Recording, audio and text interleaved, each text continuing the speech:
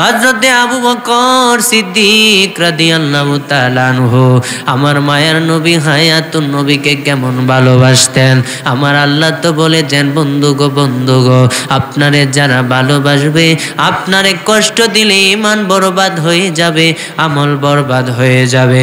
আর আপনারে যারা অনুসরণ করবে, আপনার কথা মানবে যারা, হাদিসের অনুযায়ী আমল করবে যারা, আমি আল্লাহ তো কোরআনে বলে দিয়েছি, আপনি আমার কোরআনের কথা ছাড়া কোনো কথা বলেন না। ওয়ামা ইয়ানতিকু আনিল হাওয়া ইন হুয়া ইল্লা ওয়াহিয়ু ইউহা। ও হাবিব, আপনি যা বলেন আমি আল্লাহর থেকে আসা ওহী। এই জন্য আপনি যা বলবেন, আপনার সাহাবায়ে কেরাম যদি আমল করে, তাইলে আমি আল্লাহ তাদের জন্য জান্নাত রেডি করে রাখছি। ঈমান আনার পরে যদি আমল করে, নামাজ পড়ে, রোজা রাখে, হজ করে, যাকাত প্রদান করে, গরিবদের মাল তাদেরকে বুঝিয়ে দেয়, সুদ হারামের মধ্যে পার্থক্যগুলি, হালালের মধ্যে পার্থক্যগুলি উপলব্ধি করতে পারে, আমি আল্লাহ বললাম তাদের জন্য এমন একটি জান্নাত আমি আল্লাহ তৈরি করে রেখেছি গো বন্ধু। এমন একটি জান্নাত আমি আল্লাহ তাদের জন্য রেডি করে রেখেছি, যেই জান্নাত আদনিন তাজরি মিন তাহতিহাল আনহার খালিদিনা ফিহা আবাদান। এমন একটি জান্নাত, যেই জান্নাতের তলদেশে নহর প্রবাহিত থাকবে, এমন নহর। আর ওই জান্নাত এত আরামদায়ক জান্নাত, ওই জান্নাতে আমার বান্দাগুলির একবার ঢুকাইলে আর আমি আল্লাহ কখনো বের করব না। আওয়াজ কম কেন, জুড়ে সুবহানাল্লাহ। আরো জবান খুলে আল্লাহু আকবার। আব্বাজি আমার, বাবাজি আমার, ওই ওয়ামিলুস সালিহাতের অন্তর্ভুক্ত হযরতে আবু বকর। ওয়ামিলুস সালিহাত যারা ঈমান আনার পরে নেক আমল করে, তাদের জন্য রইছে জান্নাত। কি জান্নাত? ওয়ামিলুস সালিহাত, ওই নেক আমলের মধ্যে রোজা, নামাজ, হজ, যাকাত, সব কিছু, বাবা মার খেদমত, মানুষের সাথে ভালো ব্যবহার, মুরব্বীদেরকে সম্মান করা, হালাল হারামের মধ্যে পার্থক্য উপলব্ধি করা, এই সব কিছু ওয়ামিলুস সালিহাতের অন্তর্ভুক্ত। আব্বাজি আমার, বাবাজি আমার, ওই আল্লাহ সুবহানাহু ওয়া তাআলার সাহাবী, হাবিবের সাহাবী হযরতে আবু বকর সিদ্দিক রাদিয়াল্লাহু তাআলা আনহু, এমন আকীদা আমার আল্লাহ তো বলেছে, হাবিবের ভালোবাসার নামই হচ্ছে ঈমান। হাবিবের অনুকরণ করলে আমি আল্লাহর অনুকরণ হবে। এই জন্য হযরতে আবু বকর সিদ্দিকের আকীদা, এদের আকীদা কেমন ছিল আমি বলি আব্বা। হযরত আবু বকর সিদ্দিক রাদিয়াল্লাহু তাআলা আনহু, খলিফাতুর রাসূল আবু বকর সিদ্দিক রাদিয়াল্লাহু তাআলা আনহু, একদিন তিনার ক্ষুধা লেগেছিল। স্ত্রীরে কয়, বিবিরে ঘরে খানা আছে নি? স্ত্রী কয়, না গো স্বামী, ঘরের মধ্যে কোনো খানা নাই। আওয়াজ আসলো, ঘরে কোনো খানা নাই। আবু বকরের খিদার জ্বালায় প্রাণ বের হয়ে যায়। ওই আবু বকর সিদ্দিক রাদিয়াল্লাহু তাআলা আনহু স্ত্রীকে বললেন, খানা আছে নি? ঘর থেকে আওয়াজ আসলো, স্বামী রে ঘরের মধ্যে কোনো খানা নাই। আবু বকর সিদ্দিক রাদিয়াল্লাহু তাআলা আনহু দৌড়ায়া আমার মায়ার নবীর রোজা মুবারকের দিকে যাচ্ছেন। স্ত্রী কয়, স্বামী ঘরে খানা নাই, আপনি যদি একটু খাবারের তালাশে যান তাইলে আমরাও কিছু খেতে পারবো, এখন পারি নাই, রাত্রিবেলা খেতে পারবো। পিছন থেকে আওয়াজ আসছে। আবু বকর কয়, আগে প্রাণ জুড়াই। কয়, কিভাবে? খানা তো নাই, কিভাবে তুমি প্রাণটারে বাঁচাইবা, শান্তি উপলব্ধি করবা, অন্তরে প্রশান্তি তুমি আনবা? আমার ঘরে যদি খানা নাও থাকে, আমি এমন জায়গায় যাচ্ছি জিনার চেহারা দেখলে আর খানার কথা মনে হবে না। ওই আমি এমন জায়গায় যাচ্ছি জিনার চেহারা মুবারক দেখলি আর আমার খানার কথা মনে হবে না। বিবিরে আর আমি গড়ে থাকবো না। দৌড়াইয়া আমার মায়ার নবীর হুজরা মুবারকের সামনে গেলেন। আমার মায়ার নবীকে জিজ্ঞাসা করলেন, নবী গো খানা আসেনি? আমি সকালবেলা কিছু খাই নাই, দুপুরও হয়ে গেছে, কিছু খাইতে পারি নাই, গড়ে খানো নাই। ওই আবু বকর হুজুরেরা জানে ভালো করে, আমার থেকে ভালো জানে। আবু বকর কুরাইশ বংশের অন্যতম একজন ধনী ব্যক্তি ছিলেন। ব্যবসা করতে করতে গোটা জিন্দেগিটা কাটায়া দিছে। আবু বকর সিদ্দিক যখন কালেমা গ্রহণ করছেন, 40,000 স্বর্ণ মুদ্রা ইসলামের জন্য দান করছে। 40,000 1450 বছর আগে 40,000 স্বর্ণ মুদ্রা, আবার টাকা না, স্বর্ণ মুদ্রা 40,000 দান করছে। এখন কয় কোটি হইব? 40,000 1450 বছর আগে ইসলামের জন্য দিয়েছে। তার মানে কতটা ধনী ব্যক্তি ছিলেন চিন্তা করেন। ওই আবু বকরের ঘরে খানা নাই, দৌড়ায় গেলেন আমার মায়ার নবীর হুজরা মুবারকে। নবী গো খানা আছেনি? আমার মায়ার নবী বললেন, না রে আবু বকর সিদ্দিক রাদিয়াল্লাহু তাআলা আনহু, আর কোনো কথা কয় না। আবু বকর সিদ্দিক রাদিয়াল্লাহু তাআলা আনহু হুজরার দিকে চলে যাবে। আমার মায়ার নবী কয়, আবু বকর খানা খাইবা না? আমার নবী তো বলেছে, আল্লাহ কোরআনে বলেছে, আল্লাহু গনিয়ুন, আমার আল্লাহ ধনী, ইন্নামা আনা খাসিমুন ওয়াল্লাহু ইউতি, আর আল্লাহ দানকারী আর আমি নূরের নবী বন্টনকারী। নবী বলেছে জমিনের নিচে যত ধন ভান্ডার আছে সমস্ত ধন ভান্ডার আমি হাবিবের ধন ভান্ডারের চাবি আল্লাহ দিছে। কে দিছে? আল্লাহ দিয়েছে। এখন আব্বা জমিনের নিচেই, জমিনের রহস্যটা শুনেন, জমিনের নিচেই স্বর্ণের খনি, কথা ঠিক কিনা?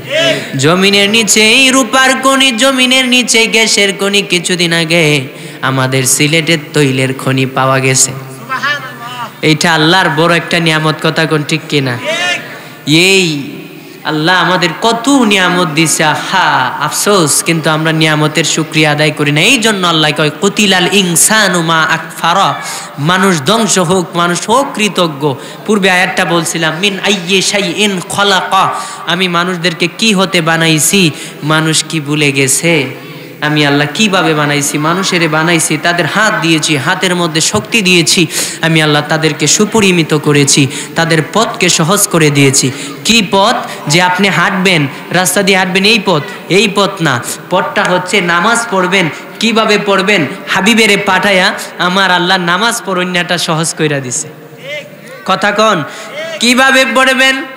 আল্লাহ বলছে কোরআনে, বলছে ওয়াকিমিস সালাত, 82 জায়গায় নামাজ কায়েম করো, নামাজ কায়েম করো। কিন্তু কিভাবে করবেন বলে আনাই আল্লাহ। আমার আল্লাহ কয়, বান্দা তোমাদের পড়ানো শিখানোর জন্য আমার হাবিবেরে আমি আল্লাহ পাঠাবো। ওই হাবিব সাল্লাল্লাহু আলাইহি ওয়াসাল্লামের হুজরায় হযরত আবু বকর সিদ্দিক আসছে। আমার মায়ার নবী, হায়াতুন নবী, জিন্দা নবী, নূর নবী, রহমাতুল লিল আলামিন, ইজরা মুবারক আবু বকর এসে চলে যাচ্ছে। নবী কয়, আবু বকর খানা কি খাবি না? আবু বকর কয়, নবী গো ওয়াল্লাহি আল্লাহর কসম, শুধু আপনার দিকে একবার নজর দিয়েছি, নজর দেওয়ার সাথে সাথে আমি আবু বকরের পেট ভরে গেছে। ওই আবু বকর সিদ্দিক রাদিয়াল্লাহু তাআলা আনহু হযরত ওমর ফারুক আজমের একটা নিয়ম ছিল, ইনাদের খিদা লাগলে ঘরে কোনো খানা না পাইলে রাসূলের কাছে আসতেন। আমার মায়ার নবীর চেহারা দেখলে আর খাবারের কথা মনে থাকতো না। যেমন ইউসুফ আলাইহিস সালামের যুগে একবার সংকট দেখা দিল। আল্লাহ কয়, ইউসুফ এই সংকটের মধ্যে খাবার নাই, দুর্ভিক্ষ দেখা দিয়েছে। তুমি ইউসুফের দিকে যদি মানুষ তাকায় তাইলে তার খাবারের কথা ভুলে যাবে, তোমার দিকে তাকাইলে তাদের পেট ভরে যাবে রে ইউসুফ, আর খাবার খাওয়ান লাগবে না। আর আমার মায়ার নবীর স্ত্রী আম্মা জান উম্মাতুল মুমিনিন হযরতে আয়েশা সিদ্দিকা রাদিয়াল্লাহু তাআলা আনহা কয়, দুনিয়ার মানুষেরা রে, ইউসুফ নবী রে, ওয়াকাত্তানা আইদিয়াহুন্না ওয়া কুলনা হাশা লিল্লাহি মা হাদা বাশারা। এই কুরআনুল কারীমে ইউসুফ নবীর ব্যাপারে আমার আল্লাহ বললেন, ইউসুফ নবীরে দেখে মহিলারা হাত কেটে ফেললো, টের পেল না তিনারে পৃথিবীর অর্ধ সুন্দর আল্লাহ দান করেছে। আম্মা জান আয়েশা কয়, দুনিয়ার মানুষ, ইউসুফ নবী তো আমার নূরের নবীর নূরে পয়দা, আমার নূরের নবীর নূরে পয়দা ইউসুফ। ওই ইউসুফ আলাইহিস সালাম যদি অর্ধ সুন্দর, পৃথিবীর অর্ধেক সুন্দর হতে পারে, অর্ধেক সৌন্দর্য আল্লাহ দান করতে পারে। ইউসুফ নবীর দিকে তারা ওয়াকাত্তানা আইদিয়াহুন্না, হাত কেটে ফেলেছে, কর্তন করে ফেলেছে, তারা টের পায় নাই। আম্মা জান আয়েশা গো, আর আমার মায়ের নবী যদি কোনো ইমানদারের ইন্তেকালের পূর্বে তার সামনে হাজির হয়, রূহটা আজরাইল কোন দিকে কিভাবে বার করবে, সেই ইমানদার বান্দা রাসূলের দিকে তাকায় মারা যাবে।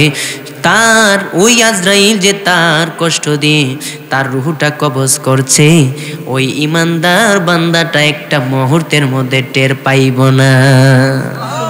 কারণ আমার মায়া নবীর চেহারা মুবারকের একটা মুআজিজা, আমার নূরের নবীর মাথা মুবারকের চুল মুবারকের কেমন মুআজিজা ছিল। আম্মা জান আব্বা কয়টা কথা বলবো, নবীদের একজন নবীর 2টা 7টা 5টা 9টা মুআজিজা ছিল। আর আমার নূরের নবীর পা মুবারক থেকে মাথা মুবারকের চুল মুবারক থেকে গোটা শরীর মুবারক শুধু মুআজিজার মুআজিজা। আমার মায়ের নবীর ইন্তেকালের পরে চুল মুবারকের একটা মুআজিজা। আম্মা জান আয়েশা সিদ্দিকা রাদিয়াল্লাহু তাআলা আনহা কয়, দুনিয়ার মানুষেরা রে, ওরে দুনিয়ার মানুষ, যখন আমার মায়ার নবী ইন্তেকাল মুবারক হলো, আমার মায়ার নবী সাল্লাল্লাহু আলাইহি ওয়াসাল্লাম রওজা শরীফে বিশ্রামে গেলেন। মক্কা মদিনার মানুষগুলি যখন অসুস্থ হলে আমার কাছে আসতো ফু দিয়ে দেওয়ার জন্য।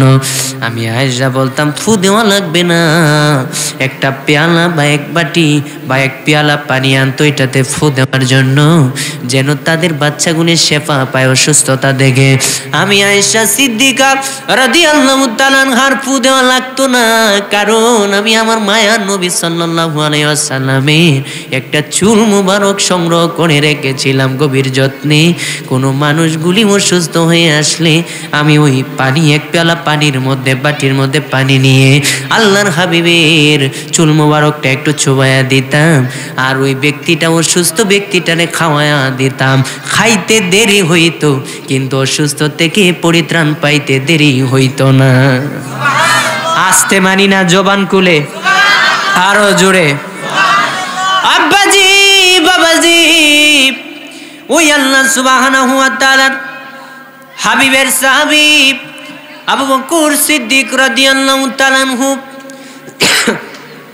আমার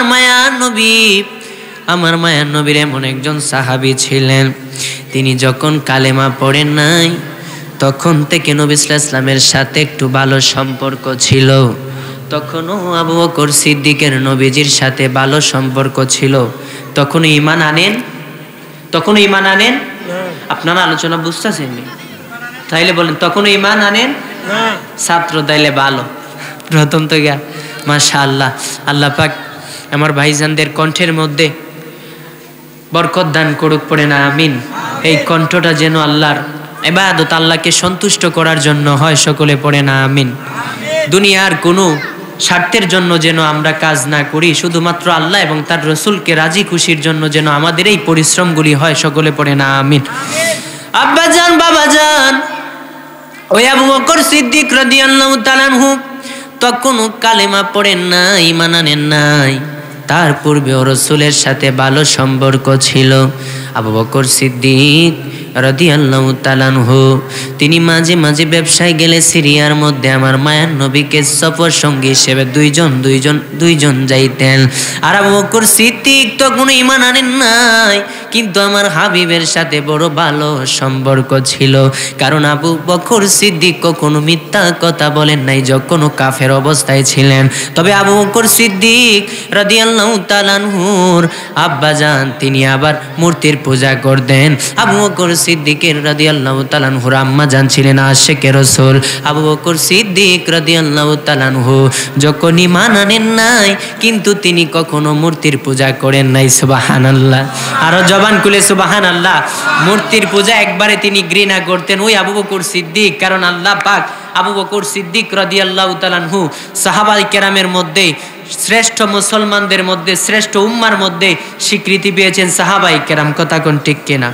শ্রেষ্ঠ উম্মা, উম্মতে মুহাম্মদের শ্রেষ্ঠ উম্মা ছিলেন হযরত সাহাবায়ে কেরামের মধ্যে অন্যতম একজন সাহাবী, সর্বশ্রেষ্ঠ সাহাবীর খেতাব যিনি পেয়েছেন হযরতে আবু বকর সিদ্দিক রাদিয়াল্লাহু তাআলা আনহু, যিনি খলিফাতুর রাসূল ছিলেন। বলেন সুবহানাল্লাহ। ওই আবু বকর সিদ্দিক রাদিয়াল্লাহু তাআলা আনহু আমার মায়ার নবীর সাথে কেমন সম্পর্ক? আবু বকর সিদ্দিক রাদিয়াল্লাহু তাআলা আনহুর অনেক ভালো সম্পর্ক ছিল আমার হাবিবের সাথে। জীবনে আবু বকর সিদ্দিক মিথ্যা কথা বলে নাই। আর শ্রেষ্ঠ সাহাবীর মর্যাদা কিভাবে পাইলেন? আমার ভাইরা, বন্ধুরা, বাবারা, আম্মা জান আয়েশা সিদ্দিকা রাদিয়াল্লাহু তাআলা আনহা একদিন আমার মায়ার নবীকে বললেন, ইয়া রাসূলুল্লাহ সাল্লাল্লাহু আলাইহি ওয়াসাল্লাম, আপনার আকাশে যত তারকা আছে, ইয়া রাসূলুল্লাহ, সমস্ত তারকার সমপরিমাণ কারো আমল নামায় আপনার উম্মতের মধ্যে নেক আছে নি? নবী কয় আছে। ইয়া রাসূলুল্লাহ সাল্লাল্লাহু আলাইহি ওয়াসাল্লাম, ওগো নবী, ওই আমল কে এত বড় ভাগ্যবান, কার আমলে এতগুলি নেক আছে? আমার নবী কয় হযরতে ওমরের আমলে। আম্মা জান উম্মাতুল মুমিনিন ফাতেমা হযরতে আয়েশা সিদ্দিকা রাদিয়াল্লাহু তাআলা আনহা একটু মনটা বেজার করে বসে আছেন। নবী বুঝতে পারলেন। আমার মায়ার নবী কয়, এই আয়েশা, তুমি কেন বেজার হইলা? ইয়া রাসূলুল্লাহ, নবী গো, আমি ভেবেছিলাম আপনি বুঝি আমার আব্বার কথা বলবেন। আমার আব্বা না আপনার জন্য কত কষ্ট করেছে। আমার আব্বা না আপনার সাথে এই মদিনায় হিজরত করে এসেছে। কাফেররা যখন আপনারে কষ্ট দিছে, আমার আব্বা জান সর্বদা সব সময় আপনার পাশে ছিল। বন্ধু হিসাবে আর কাউরে না পাইলেও আমার আব্বারে পাইছেন। আর আজকে আপনি বলেন আকাশের তারকার সমতুল্য নেক, সমপরিমাণ নেক হযরতে ওমরের না আমলে। আমার মায়ার নবী কয়, আয়েশা, আয়েশা রে, আমার উম্মত মুহাম্মদ, আমার উম্মত হযরত আবু বকর তোমার আব্বা জান, তার আমল নামায় যে নেক আমার আল্লাহ দান করেছে, ওই আবু বকর সিদ্দিকের এক রাত্রের আমল যদি এক পাল্লায় উঠানো হয়, আর আমার সমস্ত উম্মত, পৃথিবী শুরু থেকে শেষ পর্যন্ত যত উম্মত হবে, সমস্ত উম্মতের আমল যদি আরেক পাল্লায় উঠানো হয়, আমার আবু বকরের এক রাতের আমলের সমান হবে না। আরো জবান খুলে সুবহানাল্লাহ। ওই রকম আশিক আমরা হতে চাই কি চাই না? তাইলে মসজিদ মাদ্রাসার মধ্যে দান করার দরকার আছে না নাই? ইমাম সাহেবের মর্যাদা, ইমাম সাহেবকে পূর্ণ মর্যাদা দেওয়ার দরকার আছে না নাই? তাহলে কই মানুষে তো তা দেয় না। বক্তা দাওয়াত করে আনে, ঠিকই মর্যাদা দেয় 1 ঘন্টা 1.5 ঘন্টা, কিন্তু ইমাম সাহেবের মানুষে মর্যাদা দেয় না। কথা কোন ঠিক কেনা? ইমাম সাহেবের বেতন 5,000, 4,000, 7,000, অথচ একটা পরিবার যে চালায়, আমরা সবাই তো পরিবার চালাই, আমরা বুঝি। তো নিজের বেলায় 16 আনা, অন্যের বেলায় 4 আনা, অন্যের বেলায় কি, এটা আমরা বুঝি, কিন্তু আমরা করি। আল্লাহ যেন আমাদের সকলকে, বাবা, কারণ একজন ইমাম সাহেব, মনে রাখবেন, মুসল্লার একজন ইমাম সাহেবকে আপনি দাঁড় করান, ইমাম সাহেব মনে রাখবেন এলাকার লিডার। কথা কোন ঠিক কেনা? মনে রাখবেন, ইমাম সাহেব আপনাকে যেই পথ দেখাবে সেটা আপনার অন্য মানুষে দেখাতে পারবে না। ইমাম সাহেব যদিও কোনো গুনাহের কাজ করে, কিন্তু ইমাম সাহেব গুনাহের কাজ করলে সে তার গুনার ভাগীদার সেই হবে, কিন্তু আপনাদেরকে যে সে জান্নাতের পথ দেখানোর জন্য যে এইভাবে আমল করলে জান্নাত পাবেন, এইটা কি কোনো মানুষকে বেতন দিলে আপনি প্রতিদিন ঘন্টার পর ঘন্টা, অলওয়েজ, অল সময় আপনি যখনই পারেন হুজুরের কাছে অনেক কিছু জানতে পারবেন, যেটা আমাদের কাছে জানতে পারবেন? আমাদের কাছে জানতে পারবেন? আমি কি এই এলাকার হুজুরের কাছে যা জানতে পারবেন আমার কাছে পারবেন? আপনাদের এই এলাকার হাফেজ সাহেবের কাছে যা জানতে পারবেন আমার কাছে পারবেন? এই জন্য আপনারা জান্নাতের কাজ করার চেষ্টা করবেন। পৃথিবীটা এত সুন্দর করে আল্লাহ সাজিয়েছে, জান্নাত না জানি এর থেকে কত সুন্দর। জবান খুলে সুবহানাল্লাহ। রওজা শরীফ এত ভালো লাগে দেখে, বলো না, রওজা শরীফ এত ভালো লাগে দেখে, কত ভালো লাগতো দেখলে নূরের নবীরে, বলো না, কত ভালো নূরের নবী। শুনেন, যেদিকে তাকাই শুধু সুন্দর আর সুন্দর, না জানি মোর নূরের নবী কতটা সুন্দর, আয় হায় কেমন লাগতো তোমার কদম রাখলে মোর বুকে, বলো না কেমন লাগতো তোমার কদম রাখলে মোর বুকে, কত ভালো লাগতো দেখলে নূরের নবীন। তো ভাই ইমাম সাহেবের খেদমত করার দরকার আছে না নাই? মনে রাখবেন নবী বলেছেন আলেমগণ নবীর ওয়ারিস। তবে অনেক আলেম আছে নিজের জবানের হেফাজত করে না, তবে তাদের কথা বলছি না। তবে মনে রাখবেন যে আলেমগণ অনেকেই আছে যারা আমরা যদি তাদেরকে আদর না করি তাহলে কে করবে? কথা কোন আব্বা? ইমাম সাহেব আপনাদের এলাকার মেহমান না? এই জন্য ইমাম সাহেবকে আদর করবেন, ইমাম সাহেবকে সম্মান দিবেন, তাহলে সম্মান বাড়ি আপনাদের সম্মান দিবে কে? ইমাম সাহেবকে সম্মান করার চেষ্টা করবেন, নবীজির হাদিসের আমল করবেন, ইমাম সাহেবেরটা ইমাম সাহেব বুঝবে, আপনি হাদিসের আমল করবেন, দেখবেন আল্লাহ পাক আপনাকে উত্তম জাযা দান করবে। আরো জবান খুলে আব্বাজি বাবাজি, ওই আবু বকর সিদ্দিক রাদিয়াল্লাহু তাআলা আনহু, আমার মায়ার নবী, হায়াতুন নবী, জিন্দা নবী, রাহমাতাল লিল আলামিন, যখন আবু বকর সিদ্দিককে কালেমার দাওয়াত দিয়েছে, আবু বকর সিদ্দিক সঙ্গে সঙ্গে তিনার কথাও বিশ্বাস করে নাই যে তিনি আল্লাহর রাসূল। দাওয়াত দিতে দেরি, শুধুমাত্র নবীকে বলে যে আবু বকর, নবী আবু বকরকে বলে যে আবু বকর, আমি আল্লাহর একজন প্রেরিত নবী এবং শেষ রাসূল এবং শেষ নবী। শেষ কথা বলেন, শেষ। সবাই নবীকে নবী মানে, কিন্তু শেষ নবী মানতে চায়। আব্বাজি আমার বাবাজি, এই জন্য বলবেন আমার নবী শেষ নবী, আমার নবী শেষ। যখনই নবীর কথা বলবেন বললে আমার নবী শেষ। ওই আমার মায়ের নবী শ্রেষ্ঠ নবী এবং শেষ নবী, রাহমাতুল লিল আলামিন, যখন হযরতে আবু বকর সিদ্দিকের কাছে কালেমার দাওয়াত দিলেন, আবু বকর সিদ্দিক রাদিয়াল্লাহু তাআলা আনহু সঙ্গে সঙ্গে স্বীকৃতি দিলেন, ইয়া রাসূলুল্লাহ, আমি সাক্ষ্য দিচ্ছি লা শারিকা লা, আল্লাহ ছাড়া কোনো ইলাহ নেই, আল্লাহর সাথে কারো শরীক নাই। এরপরে আমার আল্লাহ সুবহানাহু ওয়া তাআলার নিয়ম অনুযায়ী আমার হাবিবকে যা শিখিয়ে দিয়েছেন, আমার হাবিব বলেন বলো মুহাম্মাদুর রাসূলুল্লাহ, প্রথম বলেন লা ইলাহা ইল্লাল্লাহু মুহাম্মাদুর রাসূলুল্লাহ সাল্লাল্লাহু আলাইহি ওয়াসাল্লাম। সমস্ত নবীদেরকে আল্লাহ বলেছেন লা ইলাহা ইল্লাল্লাহু, ওই মুসা কালিমুল্লাহ, ইব্রাহিম খলিলুল্লাহ, আর আমার হাবিবের ব্যাপারে বলে আল্লাহ বলেছেন লা ইলাহা ইল্লাল্লাহু মুহাম্মাদুর রাসূলুল্লাহ সাল্লাল্লাহু আলাইহি ওয়াসাল্লাম। পড়েন সুবহানাল্লাহ। আব্বাজি আমার বাবাজি, আবু বকর সিদ্দিক রাদিয়াল্লাহু তাআলা আনহুর কাছে নবী সাল্লাল্লাহু আলাইহি ওয়াসাল্লাম দাওয়াত দিলেন, আবু বকর দাওয়াত গ্রহণ করে নিলেন। কালেমা যখন পড়েছেন 40,000 স্বর্ণ মুদ্রা ইসলামের জন্য দান করেছে। ওই আবু বকর সিদ্দিক রাদিয়াল্লাহু তাআলা আনহু ব্যবসা করে সিরিয়ার মধ্যে মাঝে মাঝে ব্যবসায় যাইতেন। এত বড় ব্যবসার মালিক ছিলেন আবু বকর সিদ্দিক, গোটা জীবনের যত সম্পদ অর্জন করেছেন ব্যবসা করে, সমস্ত সম্পদ আবু বকরের একটা পোশাকের মধ্যে এগুলা লাগায় নাই। আব্বারে, ইসলামের প্রথম মুয়াজ্জিন হযরতে বেলালের আজাদ করেছে কিন্তু আবু বকর সিদ্দিক রাদিয়াল্লাহু তাআলা আনহুর টাকা দ্বারা। সুবহানাল্লাহ। যখন আরো জুড়ে, আরো জবান খুলে সুবহানাল্লাহ। ওই আবু বকর সিদ্দিক অনেক সাহাবাদেরকে আজাদ করে দিয়েছে কাফেরদের কাছ থেকে, নিজের সম্পদ দ্বারা কি করেছে? আমার মায়ার নবী, হায়াতুন নবী, এই জন্য বলেছেন আমার আবু বকরের মতো কেউ হতে পারবে না।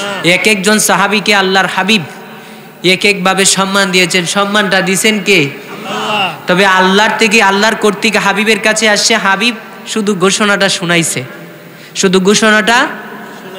আমার হাবিব আল্লাহর পক্ষ থেকে কোনো কথা না আসা পর্যন্ত নিজের থেকে কিছু বলেন? আব্বাজি বাবাজি, ওই আবু বকর সিদ্দিক রাদিয়াল্লাহু তাআলা আনহু, আমার মায়ার নবী, হায়াতুন নবীর অনেক সাহাবায়ে কেরাম তখনও যারা কাফেরদের কাছে বন্দী ছিলেন বা তাদের কাছে বিকৃত অবস্থায় ছিলেন। হযরতে আবু বকর সিদ্দিক তাদেরকে ক্রয় করে আজাদ করে দিয়েছে। ইসলামের সুশীতল ছায়ার নিচে তারা আশ্রয় নিয়েছে।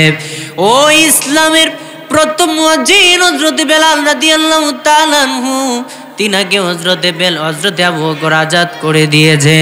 আব্বাজি বাবাজি, ওই আবু বকর সিদ্দিক রাদিয়াল্লাহু তাআলা আনহু ইসলামের সুশীতল ছায়ার নিচে আশ্রয় নেওয়ার পরে আমার মায়া নবী হায়াতুন নবী জিন্দা নবীর দেখে নিজেরে কখনো গাফেল রাখেন নাই, মানে দূরে রাখেন নাই।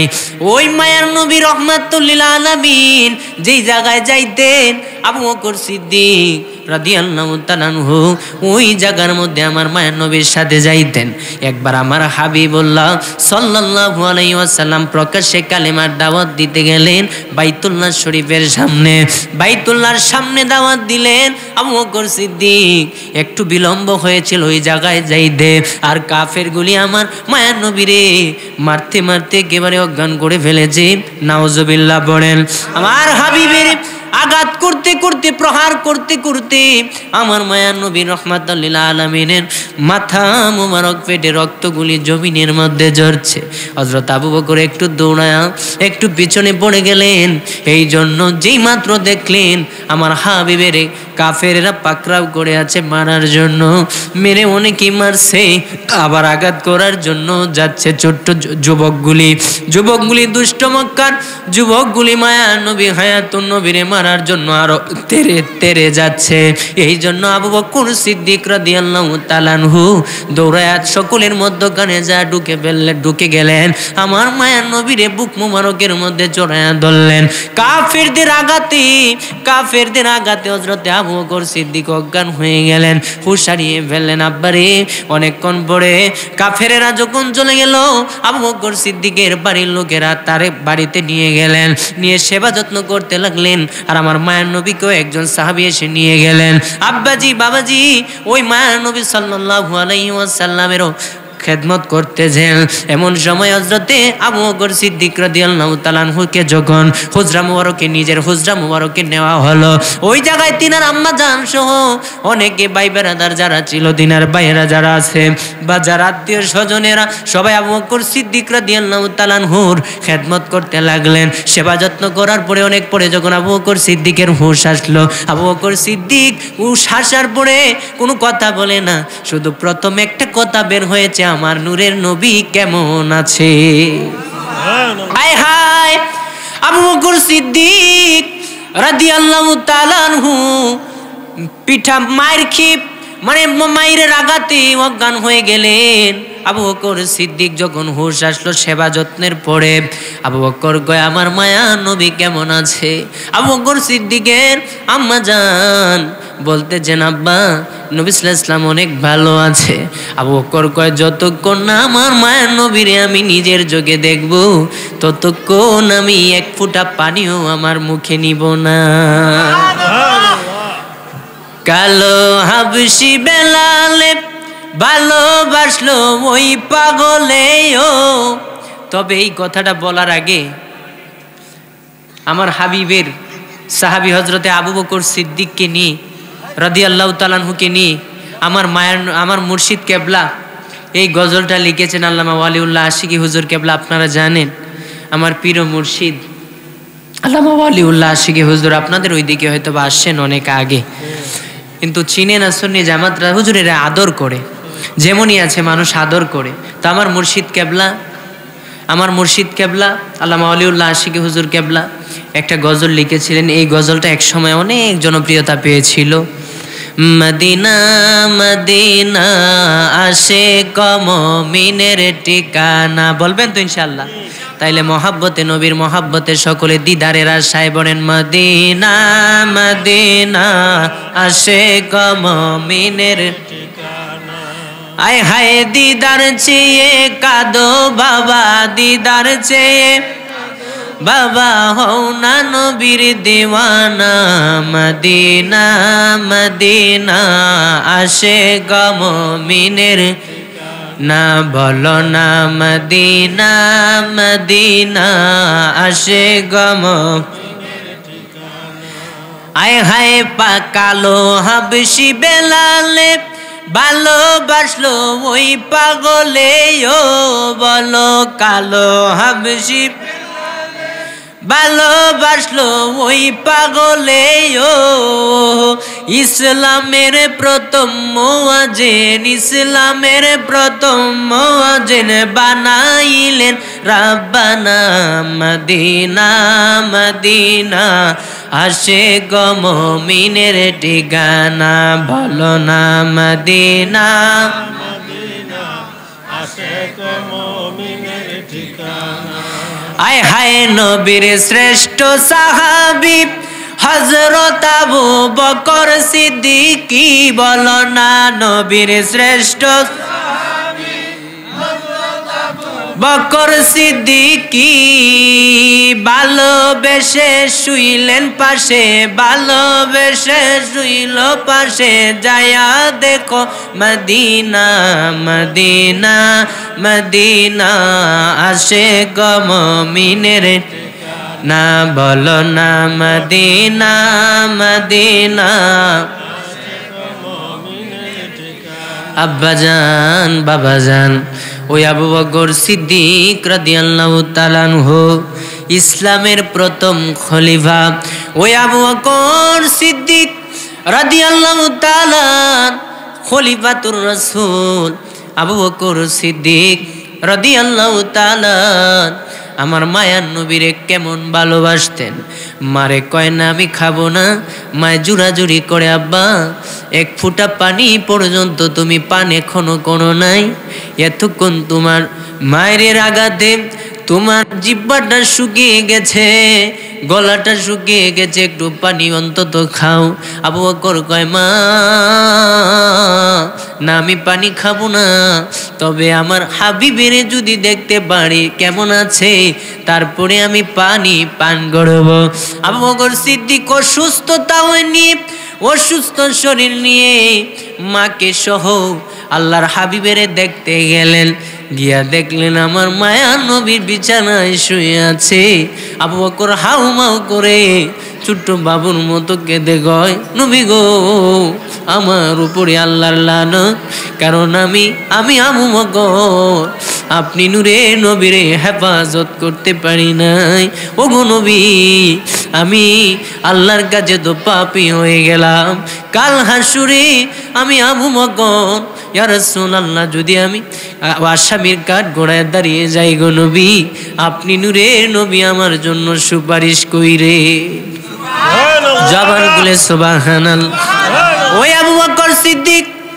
রাদিয়াল্লাহু তাআলা আনহু আমার মায়ার নবী হায়াতুন নবী জিন্দা নবী রে কেমন ভালোবাসেন আব্বা আবু বকর সিদ্দিক রাদিয়াল্লাহু তাআলা আনহু আমার মায়া নবীর প্রেমের জন্য আব্বারে ভালো সময় বেশিক্ষণ থাকে না যদিও 10:30টায় যদি ছেড়ে দেই হুজুর চলে আসবে আব্বাজি বাবাজি ও বাবাজি বাবাজিরা রে খলিফাতুর রাসূল আবু বকর সিদ্দিক আমিরুল মুমিনিন হযরতে ওমর ফারুক আযম রাদিয়াল্লাহু তাআলা আনহু হযরত উসমান জিন নুরাইন রাদিয়াল্লাহু তাআলা আনহু আর হযরত তারিক আলী কাররামাল্লাহু ওয়াজহুল কারীম যিনি জান্নাতের সরদারদের বাবা জান্নাতের সরদারিনীর স্বামী হযরতে আলী রাদিয়াল্লাহু তাআলা আবার নবীজির চাচাতো ভাই কিন্তু আলী জীবনে নবীরে ভাই বলে ডাক দিল না যখনই ডাক দিল ইয়া রাসূলুল্লাহ আলী নবীরে কখনো ভাই বলে ডাক দেয় না যখনই ডাক দিয়েছে ইয়া রাসূলুল্লাহ সাল্লাল্লাহু আলাইহি ওয়াসাল্লাম আমার আল্লাহ তো কখনো আমার হাবিবের নাম ধরে ডাক দেয় নাই যখনই বলছে মুহাম্মাদুর রাসূলুল্লাহ সাল্লাল্লাহু আলাইহি ওয়াসাল্লাম কোরআনে আল্লাহ ডাক দিয়েছে ইয়াসিন কোরআনে আমার আল্লাহ ডাক দিয়েছে হামিম হাবিবের নাম ধরে একবারও আমার আল্লাহ ডাক দেয় নাই যখন যখন ডাক দিয়েছে বলেছে মুহাম্মাদুর রাসূলুল্লাহ সাল্লাল্লাহু আলাইহি ওয়াসাল্লাম, ওই হাবিবের সম্মান দিয়েছেন আমার আল্লাহ। সাহাবায়ে কেরাম কয় আমার আল্লাহ যেহেতু আমার হাবিবের ইজ্জত দিয়েছে, আমার আল্লাহ যেহেতু হাবিবের ভালোবাসার জন্য, ভালোবাসার নামে ঈমান। আর সাহাবায়ে কেরাম বুঝলো কি, আর আপনি আমি বুঝলাম কি, নূরের নবীকে সাহাবারা কেমন ভালোবাসতেন। আমার মায়ার নবী যখন মদিনায় হিজরত করলেন, হযরত উমরের বাড়ি মক্কা, উসমান জিন্নুরাইনের বাড়ি মক্কা, হযরতে আলী কাররামাল্লাহু ওয়াজহুল কারীমের বাড়ি মক্কা, হযরতে আবু বকরের বাড়ি মক্কা। নূরের নবী যখন মদিনায় গেলেন, যত মুহাজির সাহাবায়ে কেরাম আছেন, মক্কায় যারা বায়াত গ্রহণ করেছেন সমস্ত সাহাবাদেরকে মুহাজির সাহাবী বলা হয়, তথা মদিনায় যারা হিজরত করেছে, ওই মক্কায় যারা কালেমা গ্রহণ করেছে, নবীজির কাছে ঈমানের সাথে ইন্তেকাল করেছে, ওই সমস্ত সাহাবায়ে কেরাম যারা মক্কায় বাসা ছিল, ঘর বাড়ি সব কিছু ছিল, নবী যেই দিন হিজরত করেছেন মদিনায়, তারা কয় আর মদিনায় মক্কায় থাকবো না, আমার হাবিব যেহেতু মদিনায় চলে গেছে, এই মক্কার ইজ্জত বাড়তো না, মক্কাকে নিয়ে আমার আল্লাহ কসম কাটতো না রে পাগলারা। আমার হাবিবের আগমন মক্কায় হওয়ার কারণে আমার আল্লাহ মক্কা নগরীকে নিয়ে কসম কেড়েছে। হাবিবের শান বাড়ানোর জন্য কিভাবে বলবেন হুজুর, আমার হাবিব যখন মক্কায় আসছে, মক্কায় ওই সময় বর্বরতার যুগ ছিল, মহিলাদের কন্যা সন্তানদেরকে জীবিত কবর দেওয়া হইতো। শুনছেন নি? জীবিত কবর দেওয়া হইতো। আল্লাহ কয় ওয়ারাফা'না লাকা যিকরাক, হাবিব আমি আপনার সম্মানকে উঁচু করে দিয়েছি বা উঁচু করে দিব। ওই হাবিবের শানকে উঁচু করে দিবেন আমার আল্লাহ প্রতিশ্রুতি দিয়েছেন। আমার আল্লাহ তার হাবিবকে, এই জন্য আমার রব্বুল ইজ্জত ওয়াল জালাল এমন যুগে আমার হাবিবকে পৃথিবীতে পাঠাইলেন যে যখন বর্বরতার যুগ চলবে, আমার হাবিবের আগমনের পরেই এই পৃথিবীর মধ্যে মক্কা নগরীতে শান্তি চলে আসবে। আরো জবান খুলে, আরো আওয়াজ দিয়ে আব্বাজি বাবাজি, আমার মায়ার নবী যখন মদিনাতুল মুনাওয়ারায় হিজরত করলেন, ওই মদিনায় সাহাবায়ে কেরাম, মক্কার যত সাহাবায়ে কেরাম ছিলেন যারা বায়াত গ্রহণ করেছে, তারা কয় আর মদিনা আর মক্কায় থাকবো না, এখনই মদিনায় চলে যাব। কারণ আমার মায়া নবী তো বলেছেন, নূরের নবী সাল্লাল্লাহু আলাইহি ওয়াসাল্লাম হাদিসে বলেছেন, নবীজির মহব্বত না থাকলে ঈমানদার হওয়া যায় না। আমার মায়ার নবী হাদিসে বলেছেন, মদিনা ঈমানের অংশ, মদিনা ঈমানের অংশ। ঈমানদার যত দূর থাকে না কেন, ঈমানের মন সব সময় কামলিওয়ালার কাছে পড়ে থাকে। কথা কোন ঠিক কিনা? এই জন্য মক্কার সাহাবায়ে কেরাম যারা ছিলেন সবাই হাবিবের হিজরতের পরে মদিনায় চলে গেছে, আর মক্কায় থাকে নাই। আবু বকর সিদ্দিক সমস্ত সাহাবায়ে কেরাম যত ঘরবাড়ি ছিল সব কিছু ভালায় গেছে। আব্বাজি যেহেতু আবু বকর সিদ্দিক খলিফাতুর রাসূল আবু বকর সিদ্দিকের কথা বলছি, তিনার কথাটা বলেই শেষ করে দিব। ওই আবু বকর সিদ্দিক রাদিয়াল্লাহু তাআলা আনহু মদিনায় হিজরত করলেন, তবে হিজরতের ঘটনাটা আমরা সবাই জানি, সেই কথাটা না বলি। আব্বাজান বাবাজান, আমার মায়ার নবী হায়াতুন নবী জিন্দা নবী রাহমাতুল লিল আলামিনের সাথে আবু বকর সিদ্দিক রাদিয়াল্লাহু তাআলা আনহু মক্কা নগরীর মধ্যে যখন ছিলেন, হিজরতের পূর্বে মক্কা নগরীতে যখন আমার নবী ছিলেন, হযরতে আমার মায়া নবী সাল্লাল্লাহু আলাইহি ওয়াসাল্লামকে হযরতে আবু বকর সিদ্দিক রাদিয়াল্লাহু তাআলা আনহু সহ যখন হাবিব বিন মালিক, যখন মক্কার শয়তানদের লিডার, এরে মানুষ কোন যাইব না, এই শয়তানদের লিডার আবু জাইল আর নবীজির চাচা আবু লাহাব, ওই আবু লাহাব ভাই নবীরে কষ্ট দিছে। আমার আল্লাহ কয় কুরআনের নাম থাকলেই যে ভালো হবে তা না, আমার আল্লাহ কয় আমি নাজিল করব কোরআনের আয়াত, সূরা লাহাব নাজিল কইরা আমি জানায়া দিলাম, তুই আবু লাহাব যেহেতু আমার হাবিবের বিরুদ্ধাচরণ করেছিস, আমার হাবিবের বিরুদ্ধে পাথর নিক্ষেপ করার জন্য আসছিস, আমি আল্লাহ বললাম তোর হাত দুনো হাত ধ্বংস হোক। নাউজুবিল্লাহ পড়েন। এই রসুলের বিরুদ্ধে আসার জন্য আল্লাহ কি বলে? তোর দুনো হাত ধ্বংস। আমার আল্লাহ সুবহানাহু ওয়া তাআলা ওই নবীজির চাচা আবু তালেব এবং আরেকটা শয়তান আবু লাহাব, আবু জাহেল কি নাম? আবু জাহেল এবং আবু লাহাব ওই সমস্ত জানা ছিল। আবু সুফিয়ান তো কোনো কালেমা গ্রহণ করে নাই, কিন্তু যেই দিন রসুল চিনেছে আবু সুফিয়ান রাদিয়াল্লাহু তাআলা আনহু কয়, আর ইয়া রাসূলুল্লাহ আর দেরি না, আমারে আপনি কালেমা পড়ায়া দে।